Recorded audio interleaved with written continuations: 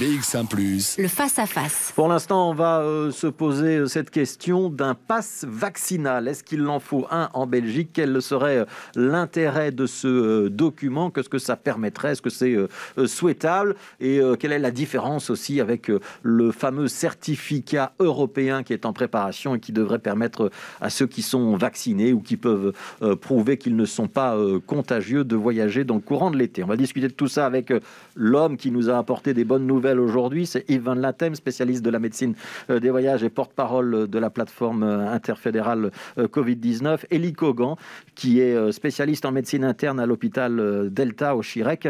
Et François Perle, qui est le directeur du pôle acteurs social et citoyen de Solidaris, donc les mutualités socialistes. On va peut-être juste rappeler un petit peu ce qui est en préparation au niveau européen. Vanessa Lullier, on a parlé de certificat vert, ça a changé de nom. Ce sera plutôt un passeport voyage. Oui, c'est plutôt ça. Alors, le 29 avril, le Parlement européen s'est prononcé en faveur du pass Covid. Pour l'instant, c'est son petit nom. Alors, à présent, des discussions doivent encore avoir lieu avant sa mise en place pour fin juin. Ce pass sanitaire devrait permettre à tous les Européens de circuler librement d'un État à l'autre d'ici cet été. Alors, le certificat devrait suffire et empêcher un État d'imposer une quarantaine, notamment à l'arrivée. Alors, en attendant, le pass Covid révélera plusieurs informations afin de ne pas discriminer les personnes qui n'ont pas eu l'occasion de se faire vacciner ou qui ne le souhaitent pas, puisque le vaccin contre la Covid-19, rappelons-le, n'est pas obligatoire. Alors, en plus de votre vaccination, il pourra être noté le résultat de votre dernier test PCR ou antigénique, ou encore que vous êtes bien immunisé si vous avez déjà contracté la maladie. Alors du coup, les eurodéputés demandent que les tests PCR soient gratuits pour tous et ils souhaitent aussi que seuls les vaccins homologués par l'Agence européenne du médicament soient repris dans ce pass.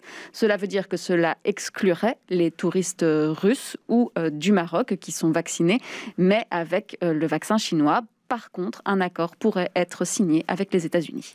Alors voilà, ça c'est pour le débat au niveau européen. On va se poser la question de savoir s'il faut un autre document ou un document semblable pour les activités en Belgique et notamment pour ceux qui souhaiteraient assister à des concerts, à des festivals ou à d'autres choses encore. On va commencer par vous, Yves Van Latem. Vous nous confirmez que cette réflexion-là, elle a lieu aussi au niveau de la Belgique. La décision n'est pas encore prise, mais les scénarios commencent à être un petit peu étudié? Tout à fait. Au niveau plus qui est donc le Games, dans le Games enrichi de sociologues, de juristes et autres, a réfléchi depuis quelques semaines sur ce point, devrait rendre assez, dans peu de temps, je dirais, aux politiques un petit peu ses recommandations, de manière à voir comment au sein de la Belgique, pour ceux qui ne quitteraient pas la Belgique par exemple, ou au sein de la Belgique, quel serait l'emploi de ce type de certificat, ce qu'on mettrait dans ce certificat, ce qui serait éthique ou légal d'y mettre, ce qui serait aussi important au point de vue santé. Oui, donc c'est une réflexion donc, au sein de ce groupe Games Plus, et puis après les ministres devront trancher. Dans votre idée, ça pourrait servir à quoi? Ça pourrait servir par exemple à assister à un concert à l'intérieur avec une grande jauge, ça pourrait servir à assister à un festival, ça pourrait donner accès je sais pas, à certains types de commerces. Jusqu'où on peut aller? C'est toute la question, effectivement, là, toute la question est très derrière. Et là, qu'est-ce que ça va permettre de faire? Il y a un impact potentiel, on l'a déjà dit, sur les voyages. La Belgique pourrait décider qu'en fonction de ça, elle fait ou pas une quarantaine, elle fait ou pas simplement des tests au retour. Mais c'est aussi toute l'optique de savoir, pour entrer dans certaines manifestations au sens large du terme, où il y a beaucoup de monde, où il y a un risque, si ce document doit être rendu obligatoire ou pas. Et on a encore des discussions d'ailleurs ce soir, puisque nous avons encore une réunion sur le sujet ce soir. Alors, on voit qu'on est au cœur de l'actualité. On va donner la parole à Élie Cogan, qui est donc spécialiste de médecine interne au Chirec. Vous êtes un chaud partisan de cette idée de passe. Pourquoi ? D'abord, on a effectivement proposé déjà il y a exactement 2 mois. On peut regretter qu'on ait mis tant de temps à y réfléchir. Le très bon résumé qu'on a fait au début de ce reportage précise exactement ce que nous avions proposé et qui est en application au Danemark. Je crois que c'est un point important. C'est exactement le Corona Pass qui est appliqué au Danemark à la satisfaction apparemment de tout le monde et qui permet d'ouvrir notamment l'Horeca en intérieur. De ce point de vue-là, lors du débat auquel j'ai participé dimanche au plateau de RTL, on a pu voir avec plaisir que le représentant de l'Horeca, qui était plus que mitigé jusqu'à maintenant, a retourné vraiment sa veste dans le bon sens et approuve ce type-là de passe pour pouvoir réouvrir sans contrainte les restaurants. Ouais. Élie Kogan, quand même, si je peux me permettre de vous poser cette question, est-ce que ce n'est pas un petit peu hypocrite? C'est-à-dire que si on réserve un certain nombre d'événements aux seuls détenteurs d'un pass qui va être essentiellement centré sur la vaccination, est-ce qu'on n'est pas en train de rendre la vaccination quasi obligatoire? Alors, je sais qu'on a... Enfin, j'imagine que dans votre esprit, vous ne voulez pas être volontairement clivant, mais on veut chaque fois ramener ce pass qui justement est conçu pour ne pas faire de discrimination, pour ne pas être clivant, car il y a, comme on l'a rappelé, également l'immunité acquise par la maladie, mais également pour ceux qui ne sont pas immunisés, la possibilité de faire des tests. Et le point fondamental, parce qu'il ne faudrait pas le rendre discriminant sur base du coût des tests, l'élément important, et j'ai ici la décision au niveau européen, et je crois que c'est une décision semblable qu'on doit prendre, test universel, accessible, rapide et gratuit. Ça, ce sont les points, et j'avais interpellé M. Vervoort sur ce point-là, c'est fondamental. On a été, et Yvan Latem partage peut-être, mais de façon plus nuancée, mon avis, on a été et on est extrêmement frileux par rapport aux tests, par rapport à d'autres pays. Au Danemark, ils font 500 000 tests par jour, ils vont monter à 700 000. Un tiers seulement de PCR. Et donc, ce n'est pas une contrainte agressive, ce test-là, dès lors qu'on peut également utiliser des tests de prélèvement nasaux qui sont quand même beaucoup moins agressifs que les prélèvements nasopharyngés. Voilà, donc le fait d'avoir un test récent, c'est quoi, 72 heures, j'imagine? Alors non, je pense que si on prend des tests antigéniques, il faut être le plus prudent. Et je dirais que pour un test antigénique, ça devrait être le jour même, parce qu'on peut très bien... Le test antigénique est très sensible pour détecter des charges virales importantes et donc pour identifier quelqu'un qui est potentiellement transmetteur. Mais si vous faites un test antigénique la veille, vous pouvez être en train d'incuber, le test sera négatif et il serait positif le lendemain. Pour l'antigénique, je pense qu'il faut naître 24 heures. Et pour la PCR, écoutez, plus vous faites un test court, plus vous êtes en sécurité. 72 heures me paraît un petit peu trop long, je dirais 48 heures. Donc voilà, un pass vaccinal qui pourrait reposer donc soit sur le vaccin, soit sur le fait qu'on a développé récemment la maladie et qu'on a donc des anticorps, soit sur un test dans un délai relativement court. Et vous précisez bien que tout ça doit être gratuit. François Perle, on avait fait un débat avec vous il y a quelques mois sur cette idée de pass vaccinal. À l'époque, vous n'étiez vraiment pas enthousiaste. Est-ce qu'Élie Kogan vient de réussir à vous convaincre ou pas? Ben, ce n'est pas une question d'enthousiasme ou pas. D'abord, on a beaucoup avancé parce qu'effectivement, je crois qu'on ne peut plus vraiment se poser la question de savoir s'il va exister ou pas. Il va de toute façon exister au niveau européen. Et donc, je suppose que ces déclinaisons nationales vont suivre.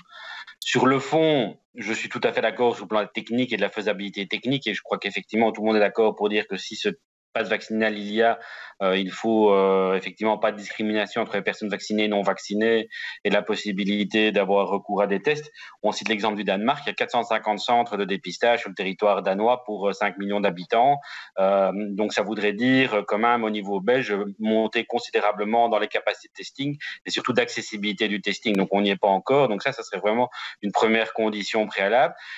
Je mets d'autres conditions qui sont à la fois des conditions d'ordre politique et éthique. Je crois que c'est toujours le problème du précédent. Bon, donc moi, on est évidemment tout à fait favorable dans certains cas à certaines vaccinations obligatoires, bien entendu, et donc on ne remet pas du tout en question cet acquis-là. Mais ici, on est face à une autre ampleur, je veux dire, dans le dossier. Donc, il faudrait, je pense, à tout le moins un débat politique et un autre aussi, et au Parlement, donc, qui, à mon avis, est le bon endroit pour en discuter et pour en discuter aussi bien des questions éthiques que de l'élargissement, enfin, en tout cas, des secteurs qui seraient affectés par ce pass vaccinal. François Perle, ça veut dire que ça peut pas être... Corona Pass, pardon. Mais le troisième point, c'est la fracture numérique.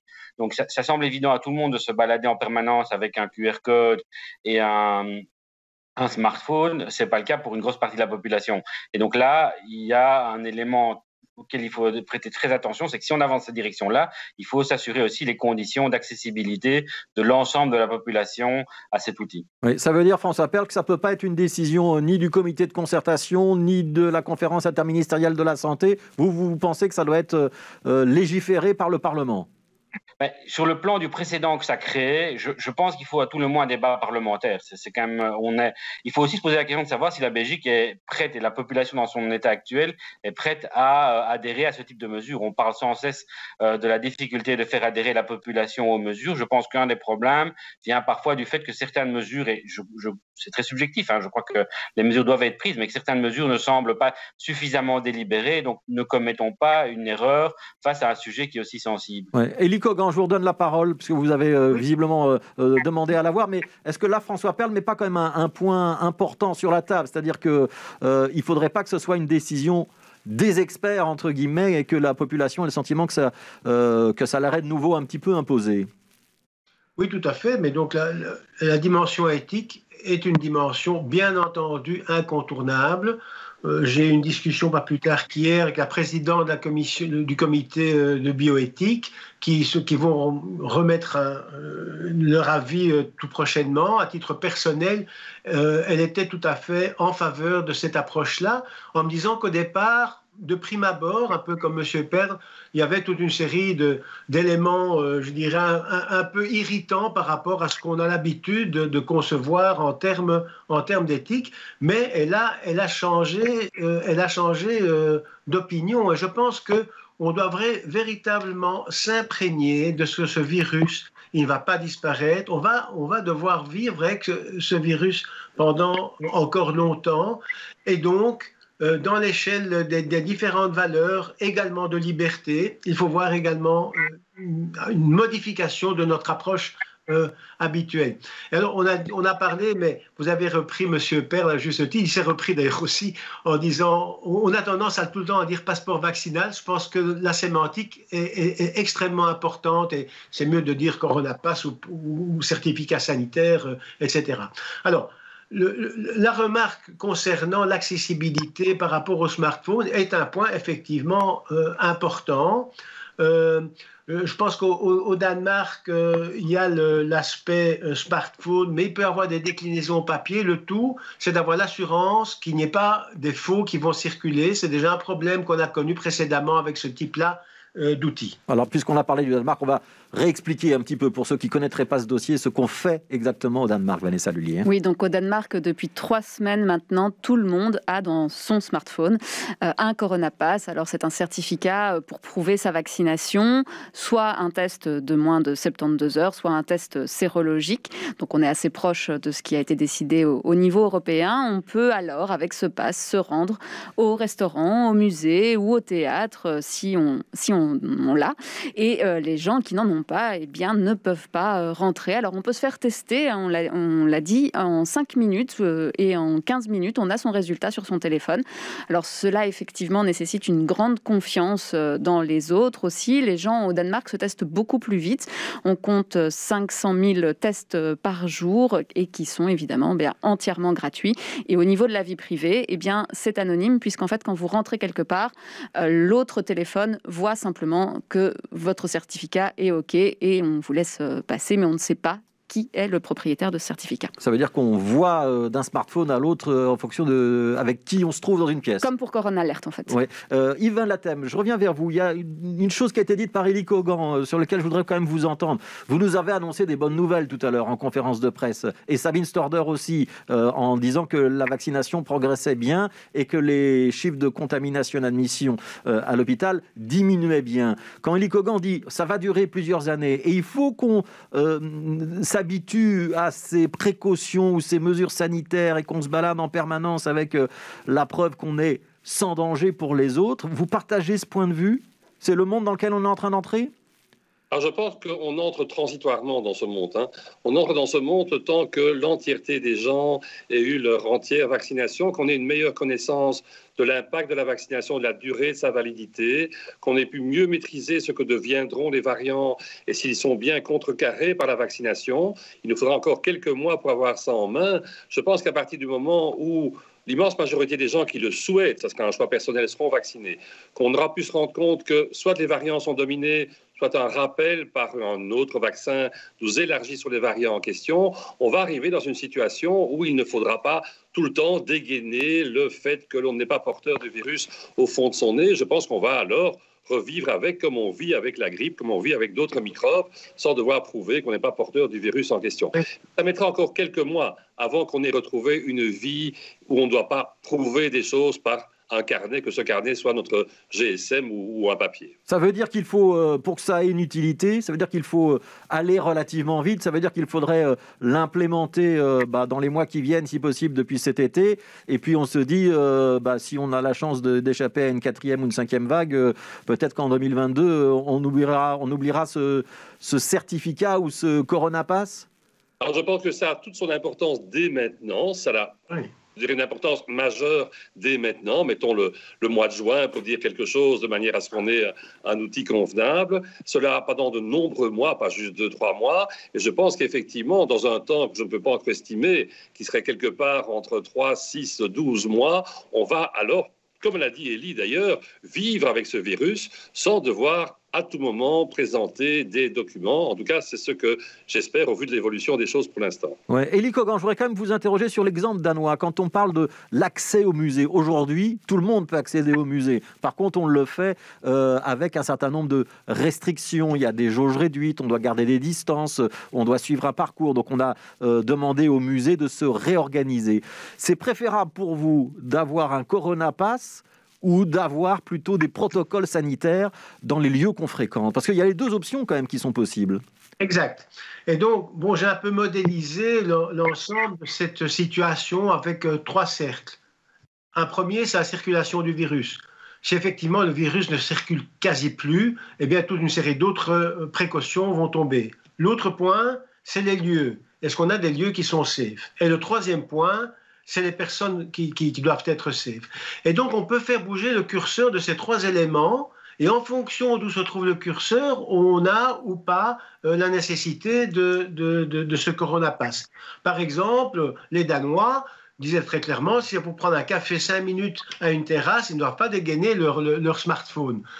L'exemple que vous donnez dans les musées, et le système de ventilation, etc., pourrait faire en sorte qu'on puisse entrer dans un endroit en fonction de la jauge, du nombre de personnes qui s'y trouvent, etc., sans nécessairement devoir dégainer son Corona Pass. Et donc, il faudra adapter, à mon sens, ce Corona Pass en fonction des lieux et en fonction des conditions sanitaires des lieux, du nombre de personnes et de la circulation du virus. François Perle, on voit qu'Élie Kogan a bien réfléchi au système et qu'il a déjà un modèle tout prêt à nous présenter. Qu'est-ce que vous en pensez? Est-ce que vous y croyez? Et puis, question subsidiaire, qui va payer tout ça? Parce que j'imagine qu'il va falloir du développement et aussi une certification d'un certain nombre d'informations. Non, mais je trouve que comme toute proposition, elle mérite d'être débattue. Donc, je crois qu'il ne faut pas la rejeter d'emblée. Au contraire, elle doit justement être débattue.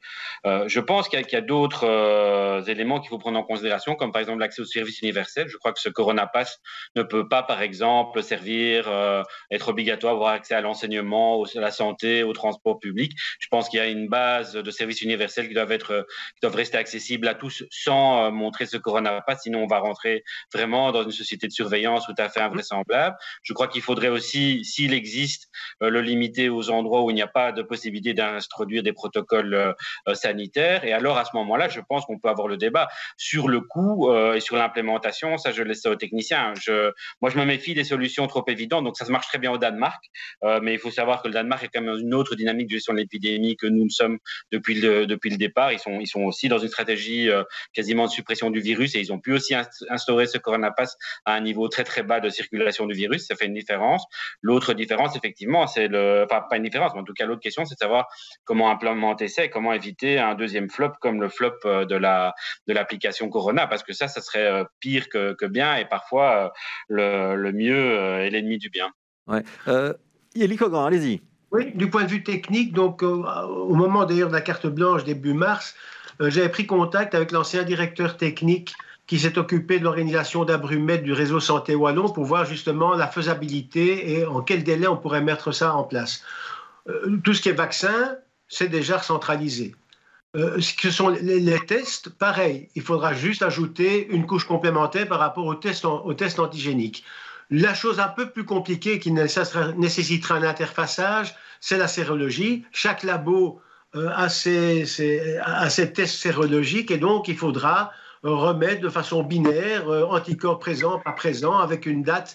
Et donc, s'il y a une décision politique, pour lui, en 3-4 semaines, ce serait réalisable de le mettre en place. Ouais, Élie Kogan, une dernière question. C'est quand même pas un petit peu contradictoire avec la protection de notre vie privée, la protection des données, ce fameux règlement RGPD européen qui fait qu'a priori, il n'y a pas de grande base de données qui reprend des informations qui touchent à notre santé?